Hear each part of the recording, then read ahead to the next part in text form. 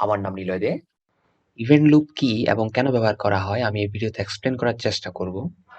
তো প্রথমে বলি যে জাভাস্ক্রিপ্ট দুইভাবে কাজ করে, একটা হচ্ছে নোড.জেএস এবং ব্রাউজারের মধ্যে রান হয়। তো প্রথমে যেটা করব, আমরা এখানে একটা নোড.জেএস এনভায়রনমেন্ট কল্পনা করব। ওকে, তো এই নোড.জেএস এর মধ্যে ইঞ্জিন নিতে পারি। যেমন ইঞ্জিনের মধ্যে দুইটা পার্ট থাকে, একটা হচ্ছে হিপ আর একটা হচ্ছে কল স্ট্যাক। তো হিপের কাজ যেটা হয় সেটা মেমোরি ম্যানেজমেন্টের জন্য কাজ করে থাকে, আর কল স্ট্যাক হচ্ছে আমাদের প্রোগ্রামকে এক্সিকিউট করার জন্য ব্যবহার করা হয়ে থাকে। তো আমাদের যেহেতু প্রোগ্রাম নিয়ে কাজ করবো, তাহলে আমাদের কোডের প্রয়োজন হবে। তো এটা হচ্ছে আমাদের কোড এডিটর। ওকে, তো এই কোড গুলোকে এক্সিকিউট করার পর আমাদের দেখানোর জন্য ব্রাউজারের প্রয়োজন হবে। তো এটাকে আমরা ব্রাউজার হিসেবে কল্পনা করতে পারি। ওকে, তো এখন যে কাজটা হয়, প্রথমে কোনো একটা কোড রান হওয়ার পূর্বে আমাদের একটা মেইন ফাংশন কল হয়ে থাকে।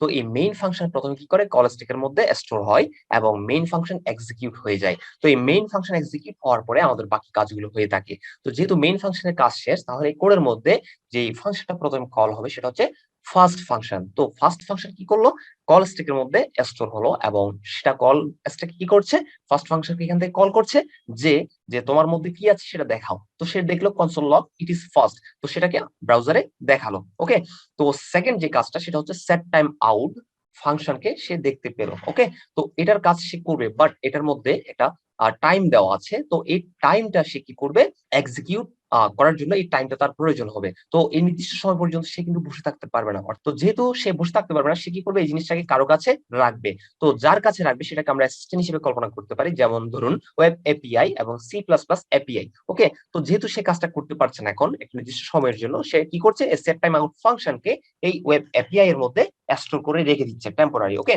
তো রাখার পরে সে কি করছে, এরপরে নেক্সট স্টেপে থার্ড ফাংশনকে কল হচ্ছে। তো সেটাকে সে কি করলো, স্টোর করলো কল স্ট্যাকের মধ্যে। তো কল স্ট্যাকের মধ্যে যখনই স্টোর করলো, কল স্ট্যাক কি করছে, এক্সিকিউশন করছে থার্ড কে, যে তোমার মধ্যে কি আছে সেটা দেখাও। তাহলে কনসোল লগের মধ্যে দেখা যাচ্ছে যে ইট ইজ থার্ড। তো সেটা কি করলো, ব্রাউজারে দেখিয়ে দিল।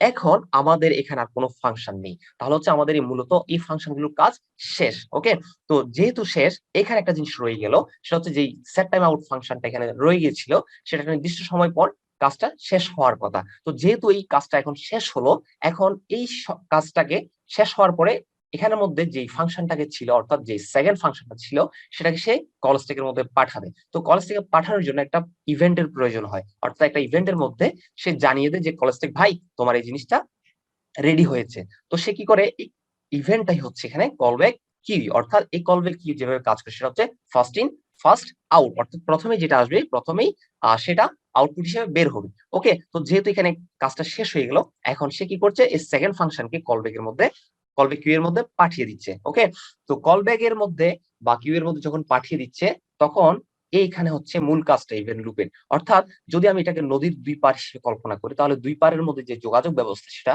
মেনটেন করে সে হচ্ছে কে, ইভেন্ট লুপ। তো কলব্যাক যখনই এই জিনিসটা পেলো, তখন ইভেন্ট লুপ কি করছে, কল স্ট্যাককে জিজ্ঞাসা করছে, ভাই তুমি কি বিজি আছো না ফ্রি আছো। কল স্ট্যাক বলো যে আমি ফ্রি আছি, তাহলে হচ্ছে ইভেন্ট লুপ আমি সেকেন্ডকে তোমার কাছে পাঠাচ্ছি এবং তুমি এক্সিকিউট করো। তো সে কি করছে, ইভেন্ট লুপ এই সেকেন্ডকে কল স্ট্যাকের মধ্যে পাঠিয়ে দিলে এবং পুনরায় আগের মতো কল স্ট্যাক কি করছে, সেকেন্ডকে এক্সিকিউট করছে এবং সেকেন্ডের যে আউটপুট সেটা এখানে দেখাচ্ছে। তো ইভেন্ট লুপের মূল কাজটাই হচ্ছে এটা, অর্থাৎ দুইটা ইভেন্টের মধ্যে যে কাজটা সেটা করে ইভেন্ট লুপ।